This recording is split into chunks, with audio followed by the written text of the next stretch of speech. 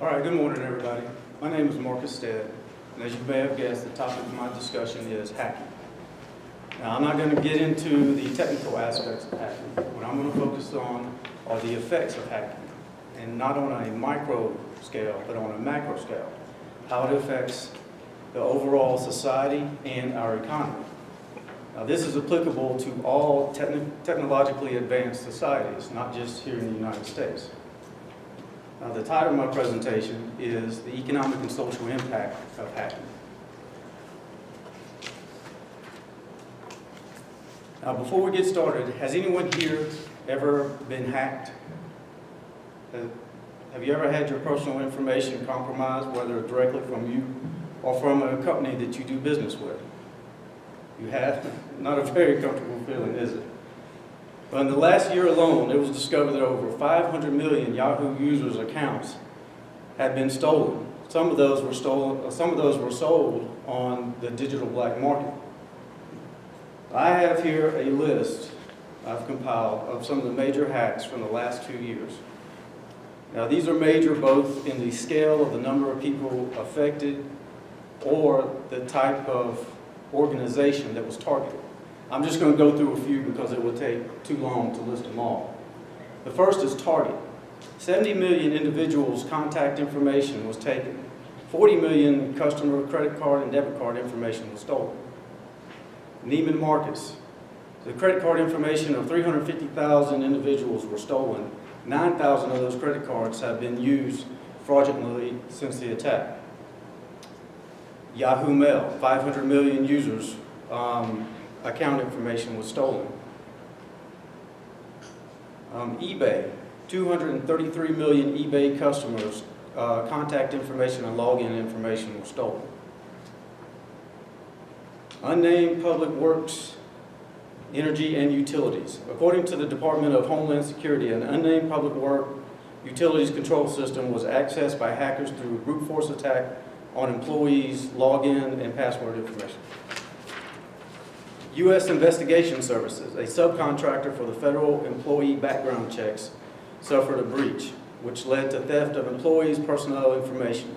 The origin of the attack was believed to come from state sponsor. Community Health Services, 4.5 million patients' information were compromised. The attack was reportedly originated from China. Defense Industries. Su Bin, a 49-year-old Chinese national, was indicted for hacking defense companies such as Boeing and Lockheed Martin in an attempt to steal manufacturing plans and defense programs such as the F-35 and F-22 fighter jets. Home Depot Retail. 56 million shoppers' credit card information were compromised. Google.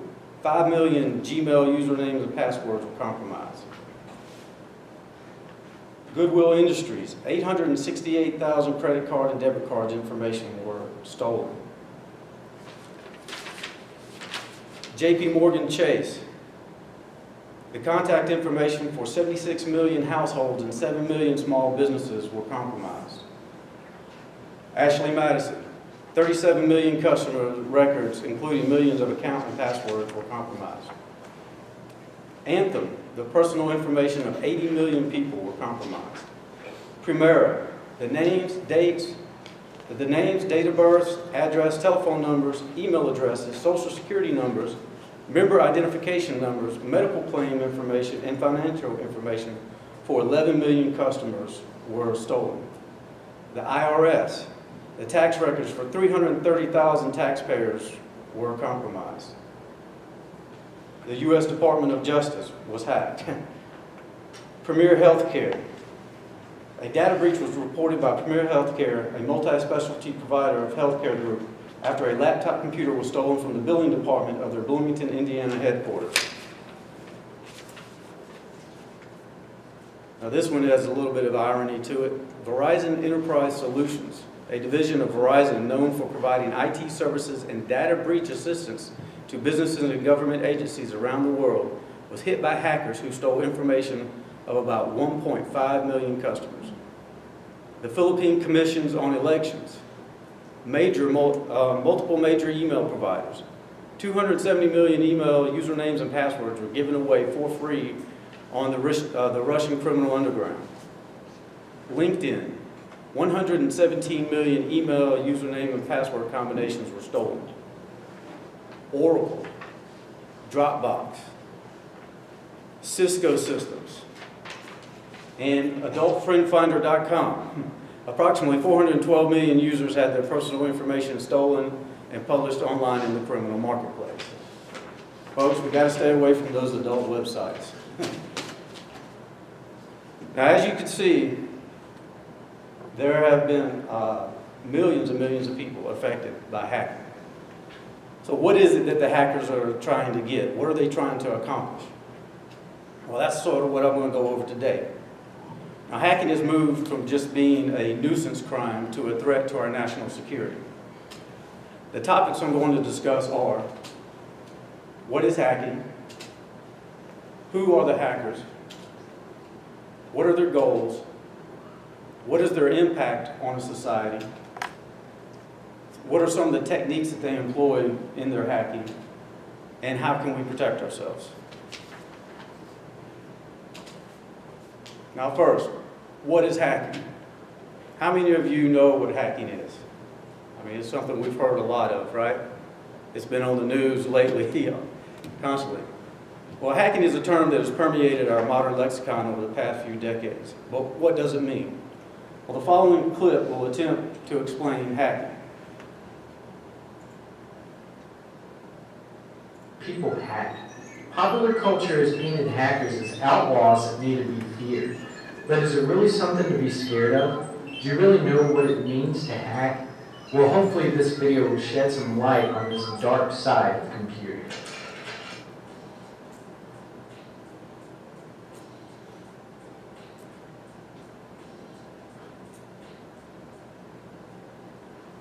According to the mainstream view of hackers, the hacking subculture's sole purpose is to exploit computers for illegal reasons and to steal people's information. While there are people out there whose main intention is to steal people's information, this isn't what the hacking community is really about. But let's come back to that. First, let's define what a hacker is. Simply put, it means to use technology for purposes other than what it was meant for. That doesn't sound threatening at all, does it? This definition doesn't even mention computers. In fact, the hacker origin starts with an MIT model train club that would hack their electric trains to make them run faster. Then hacking moved to payphones, creating the first hacker outlaws, and then it moved to computers. According to one of the first computer hackers and inventor of the Apple computer, Steade, hacking was the necessity of invention, and its purpose was making a difference for humanity. Hackers were well-admired experts in the fields of engineering and programming, whose latest hacks were always looked upon in awe by the computer community. Aside from the Apple computer, the original computer hackers brought forth other inventions like programming languages, open source software, the Linux operating system. That's right, Tim Berners-Lee was a hacker. Without these hackers, there would be no internet today. These guys were considered to be white hat hackers, all of them who enjoyed the intellectual challenge of circumventing limitations, but do it within the confines of the law. But in later decades, people would enjoy hacking for the same intellectual challenge, but they would do it illegally. They are what's referred to as black hat hackers, or better known as crackers. Black hat hackers are what the public fears. These are the ones that create worms, viruses, data, etc. The core of the white hat and black hat hackers are generally the same. They're both generally self-taught programming and engineering prodigies that try to circumvent limitations. But black hat hackers go a step further by then trying to attack the bodies that put these limitations in place. Hence the rise of the anonymous, the outlaws of the government, and the Robin Hoods of the computer underground.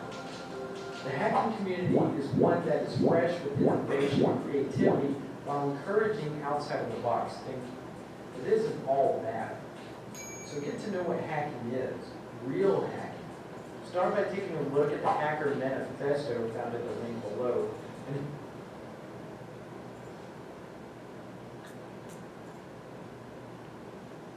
So as you can see, the term hacking and how we use it has evolved over time. Once it was used to express a creative and inventive way of using technology not thought of before, it is now going to be associated with criminal activity. For the purpose of this presentation, I'm going to use hacking in its negative connotation, meaning the unauthorized access of systems and networks for the purpose of extortion, theft, and disruption of services. So who are the hackers? I've broken them down into 3 different groups based on their overall goals. The first are the nuisance hackers, second would be the criminals, and the third are the state-sponsored hackers and the agents of foreign governments. We'll begin with the nuisance hackers. Well, who are the nuisance hackers? We can group them. We have the delinquents. Those are usually teens and young adults with advanced computer skills who get a thrill out of the challenge of accessing computer systems and networks. They may vandalize the systems, they may snoop around, they may just spy on them, or they may prank them. The next are the anarchists. These are people who want no system of government, and their hacking is an attempt to cause chaos. The third are disgruntled employees, and I would add in there disgruntled customers too. Now, those are persons who were passed over for advancement, fired, or feel that they've been wronged by a company in some way.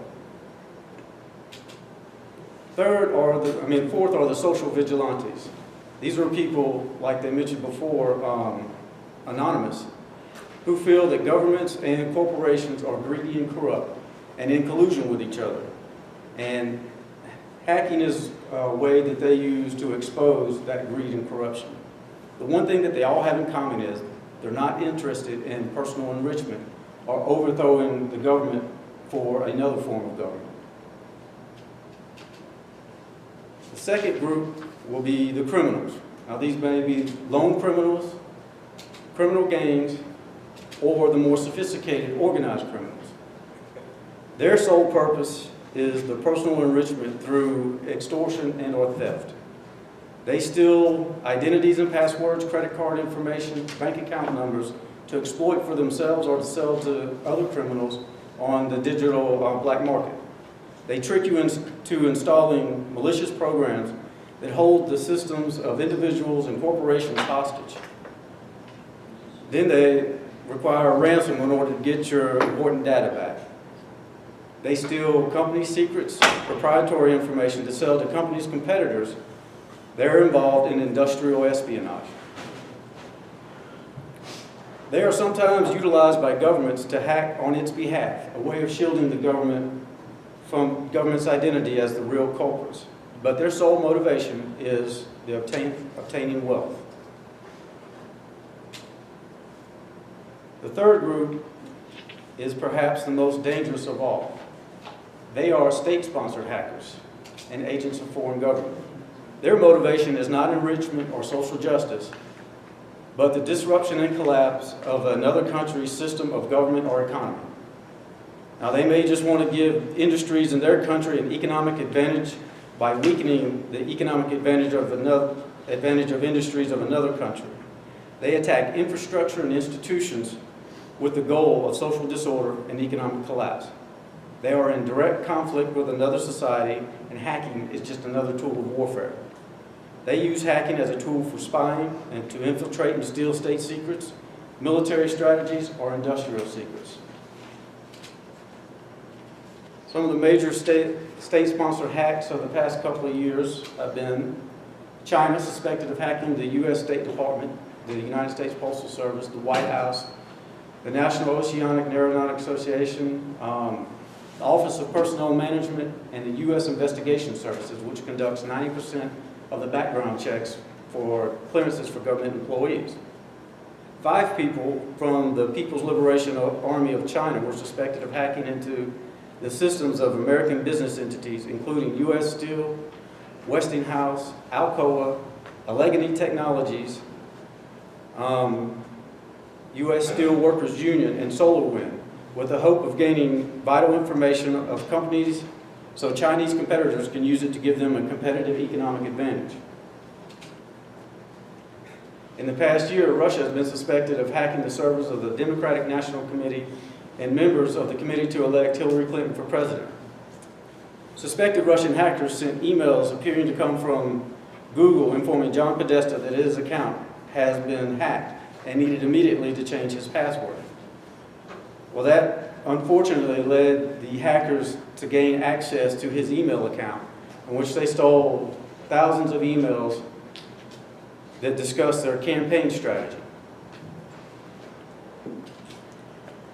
The U.S. hacks Iranian nuclear facility and causes the malfunctioning of centrifuges used to enrich uranium.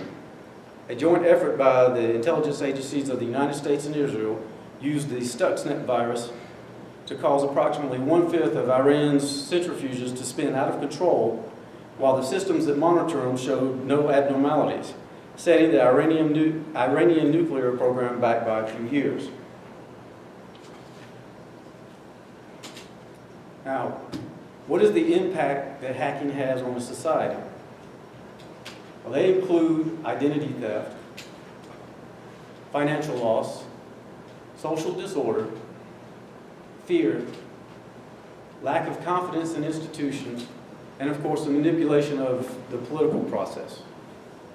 500 million Yahoo accounts were stolen by what cybersecurity experts believe to be criminals contracted by the government of an Eastern European country. 200 million Yahoo users' data were listed for sale on the digital black market. Beginning in 2000, Chinese hackers began spying on Nortel Networks, one of the world's largest telecom equipment makers, breaking into the executives' computers to access business plans, reports, emails, and other documents. Over the next decades, Chinese competitors used Nortel's secrets to offer competing products, reportedly accelerating the company's eventual demise. In 2009, Nortel filed for bankruptcy. It is estimated that over 500,000 jobs are lost as a result of hackers. Now, more broadly, hacking costs the overall U.S. economy as much as $1 billion each year, as companies spend millions of dollars securing their networks, buying insurance, and repairing their reputation after getting hacked. 15 million Iranian users of the security-conscious mobile messaging app Telegram have had their accounts stolen by what experts believe to be the state-sponsored Iranian hacking group Rocket Kitten. In addition to the 15 million user accounts, dozens of users had their messages intercepted, and has prompted fears that dissidents and individuals active in human rights organizations could have been targeted by Iran's notorious security apparatus. Now, what is the global financial cost of hacking? Well, it's estimated that the cost of hacking globally is around $445 billion for 2016. The cost of hacking affects every person, not just the ones that are hacked. The expense of data security to protect from hackers and recovery costs after being hacked are all passed down to us, the consumers. Businesses go bankrupt and jobs are lost.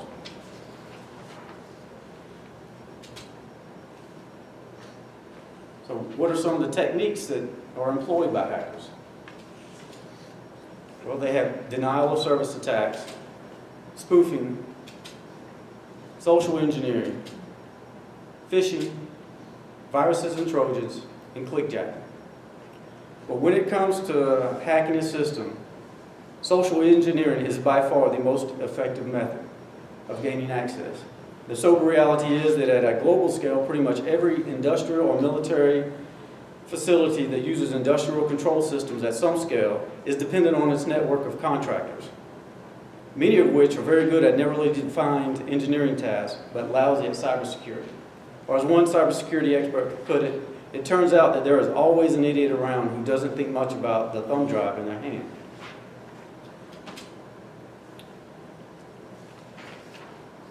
Now, today's our computers are small, portable, and prevalent. With the Internet of Things, they are in every aspect of our lives.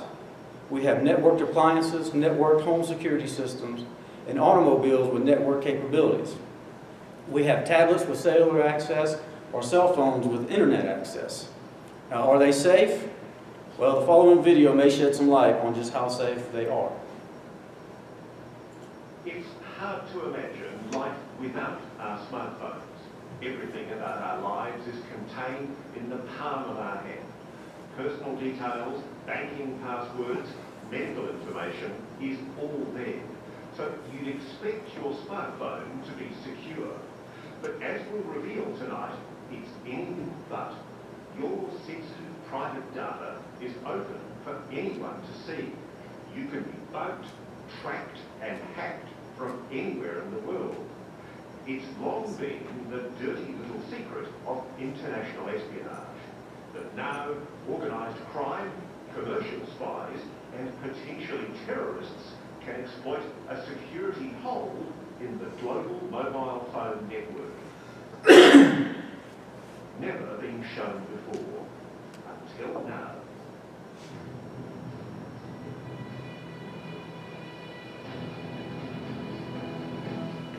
So we found it. He's moving from Pimlico to Westminster. What we're about to show you may seem like something out of the fictional world of James Bond 007. To be probably close to the Big Ben. But this is real-world espionage with very real consequences. So here's our call. Ross, how are you? Hello, Senator. You and me, political and business leaders, and for the security agencies charged with protecting us.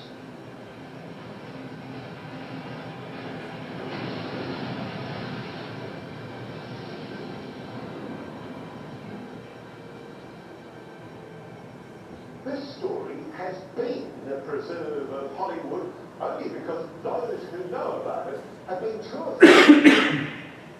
Until now. Tonight we reveal just how easy it is to covertly bug and track your mobile phone from anywhere in the world and to steal all your data. The same technologies long been used by spy services here and overseas, but it's now in the hands of commercial spies, even organised crime. What it means is that your smartphone is an open book.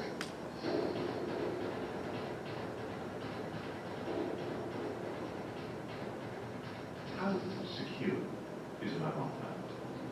You're basically carrying a life in your pocket. All the personal data you have on yourself, you carry day-to-day for your banking, for messaging with your family, everything is with you. The problem is that the mobile phone networks don't have any protection in order to ensure that they can't be attacked.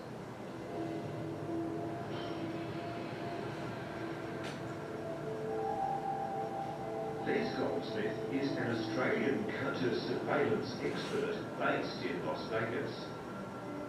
Tonight he's speaking about this issue for the first time, blowing the lid on the great untold security breach of our time.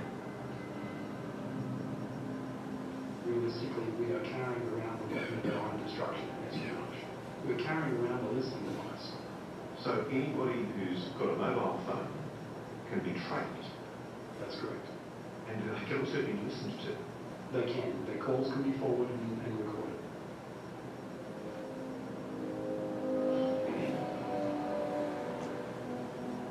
Anyone, anywhere, anytime. You see, the integrity of mobile phone carriers is secured by extremely sophisticated encryption technology. But in the German capital, Berlin, a group of hackers is proving otherwise.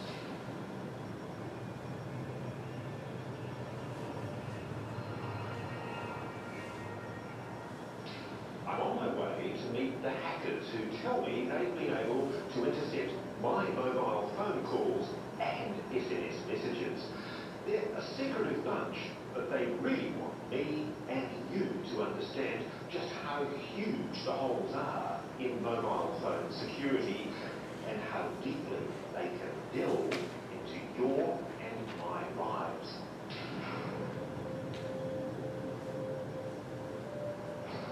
In the bowels of the Berlin building is Italian computer whiz Luca Maletta, a genius in the subterranean world of hacking. Making sure that the forwarding is set. Yes. So we have the right HR number, and this should work. Luca's never appeared on television before, but tonight he's breaking cover to reveal the risks. So for example, if you're using some home banking and you're receiving your PIN code for your transaction, you can steal it. I can steal it, yeah.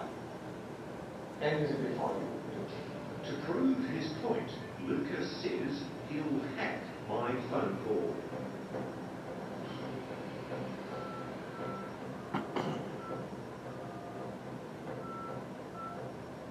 And for the other willing guinea pig in this experiment, I've contacted Senator Nick Xenophon.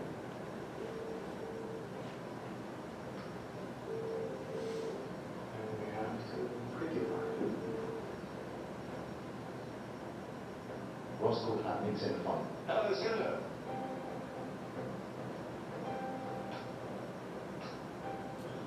I'm talking here in Germany to a bunch of very clever German hackers who tell me that they've discovered a huge hole in mobile phone communications. Well, I can tell you, Senator, that it's possible to listen in to any mobile phone from anywhere in the world. Would you believe it? I find it very hard to believe. Short of having a law enforcement agency with a wide hand, I don't know how that would be possible. So, Senator, before I go any further, do you consent to your phone conversation with me being recorded if they can actually pull it off? I mean, this seems like science fiction. I don't believe they can pull it off, but if they reckon they can pull it off, I give my consent. But I find this incredibly hard to believe. Correct. And what they're also telling us is that they can intercept SMS text messages. So why don't you send me an SMS and We'll see whether they can intercept it on the way. Alright, stay there. But that should be easy. I'm sending you a text.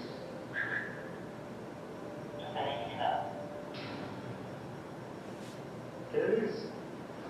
Hi Ross, I don't hear you. Nick. We should point out that Luca is one of the good guys. So what they go on to show also is that through your cell phone, they can track where you are at any time.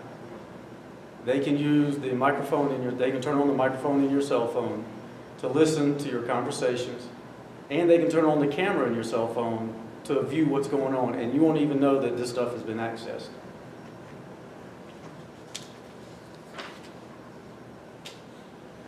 How can we protect ourselves against the hackers? Well, we can first start with physical barriers. We can use fences, we can use physical locks on our buildings and servers' rooms, security guards, multi-layered authentication methods, such as biometric systems, key cards, passcodes, mechanical firewalls, proxy servers, and the use of intelligent switches to segregate our network. We can use software such as anti-malware, antivirus, ad blockers, software firewalls, and we can ensure patches and updates on all software are current. And we could use administrative controls such as the rules and procedures, authentication protocols, the length and complexity of passwords, and how often we change them, and user education. But the simple fact is that no matter how secure our own network is, as long as we are networked to other people, if their system is not secure, it leaves us vulnerable as well. Now, are there any questions? All right. Thanks again. My name is Marcus Steade, and the title of my presentation is The Economic and Social Impact of Hacking.